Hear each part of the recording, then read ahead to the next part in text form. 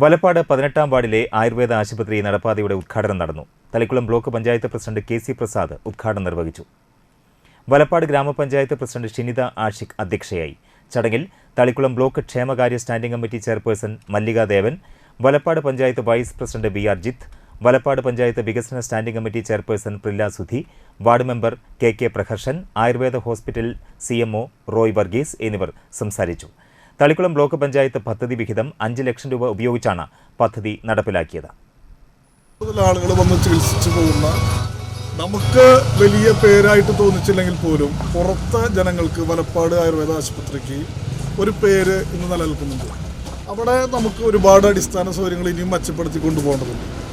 അപ്പോൾ തീർച്ചയായിട്ടും നേരത്തെ പറഞ്ഞതുപോലെ 2022-23 പദ്ധതി കാലത്ത് കുളം വൃത്തികരിക്കാൻ നവീകരിച്ചുകൊണ്ട് നമ്മൾ 5 ലക്ഷം രൂപ മാറ്റിവെച്ചിരുന്നു. ഇത് 5 ലക്ഷം രൂപ മാറ്റിവെച്ചിട്ടുണ്ട്. പുറത്ത് അപ്പുറത്തെ റോഡും വീതി കൂട്ടേണ്ടതാണ്, അതും ഞങ്ങൾ ആലോചിച്ച് പോകുന്നുണ്ട്. അതിനെല്ലാം ഉപരി നിങ്ങൾ അറിഞ്ഞു പോകേണ്ടത് 30 ലക്ഷത്തോളം രൂപ ചെലവ് ഇതുകൊണ്ടാണ് നമ്മൾ തൊട്ടപ്പുറത്ത് ഒരു സാംസ്കാരിക നിലയം പണിതിട്ടുണ്ട്. എൻ്റെ ഉദ്ഘാടനം അടുത്ത ദിവസം ഉണ്ടാകും.